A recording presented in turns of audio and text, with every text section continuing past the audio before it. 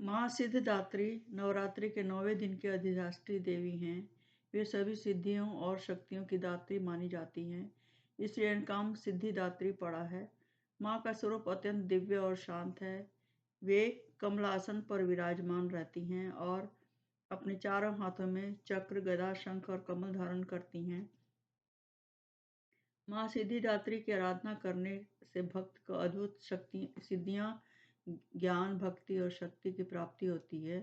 वे न केवल मनुष्यों को वरदान देती हैं, बल्कि देवताओं, गंधर्वों, यक्षों और सिद्धों तक को अपनी कृपा से समृद्ध करती हैं। नवरात्रि की 9वीं तिथि पर इनकी पूजा से जीवन में सभी दुख, भय और बाधाएं दूर होकर सुख, समृद्धि और मोक्ष की प्राप्ति होती है।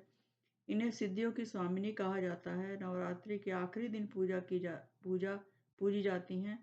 सिद्धिदात्री, इन्हें बैंगनी रंग बहुत बेहद पसंद होता है। नवरात्रि की 9 देवियों के संक्षिप्त सार। नवरात्रि की 9 देवियां। माँ शैलपुत्री, पर्वतराज हिमालय की पुत्री, नवरात्रि के प्रथम देवी, स्थिरता और शांति का प्रतीक। माँ ब्रह्मचारिणी, तपस्या और संयम की देवी, कठोर साधना का आदर्श स्वरूप। माँ चंद्रघंटा, मस्तक पर अर्धचंद्र और घंटे का चिन्ह, साहस, शक्ति और भय नाश की देवी। माँ कुष्मुंडा, ब्रह्मांड की सृजिता, स्वास्थ्य, समृद्धि और ऊर्जा की दात्री। माँ स्कंद माता, कार्तिकेय की माता, मातृत्व, भक्ति और मुक्ति की देवी। माँ कात्यायनी, महर्षि कात्यायन की पुत्री, साहस, संतान, सुख और विजय की दात्री।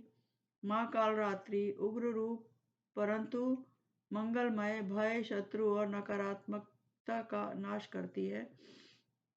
माँ महागौरी, श्वेत और उज्ज्वल स्वरूप, पवित्रता, सौभाग्य और दाम्पत्य सुख की देवी है। माँ सिद्धिदात्री, सभी सिद्धियों और शक्तियों की दात्री, मोक्ष और परम शांति प्रदान करती है। क्या करें? सच्चे मन से पूजा करें। माँ सिद्धिदात्री को कमल पुष्प, चंदन, धूप और नैवेद्य अर्पित करें। कन्या पूजन 9 या 11 कन्याओं का पूजन करके उन्हें भोजन, उपहार और आशीर्वाद दें। दान पुण्य, अन्न, वस्त्र और जरूरतमंदों को दान करने से माँ की कृपा मिलती है। ध्यान और मंत्र जाप, ओम ऐं ह्रीं क्लीं चामुंडाय विच्चे या ओम सिद्धिदात्री नमः मंत्र का जाप करें। सात्विक भोजन, इस दिन सात्विक आहार ग्रहण करें और व्रत का पालन करें। क्या ना करें? मांसाहार, शराब और नशा का सेवन ना करें। क्रोध, झूठ और अपशब्द बोलने से बचें। अशुद्धता, बिना स्नान किए पूजा या भोजन न करें। गरीब या कन्याओं का अपमान न करें, यह अशुभ माना जाता है। कटु व्यवहार या किसी को दुख देना माँ की कृपा को बाधित कर सकता है।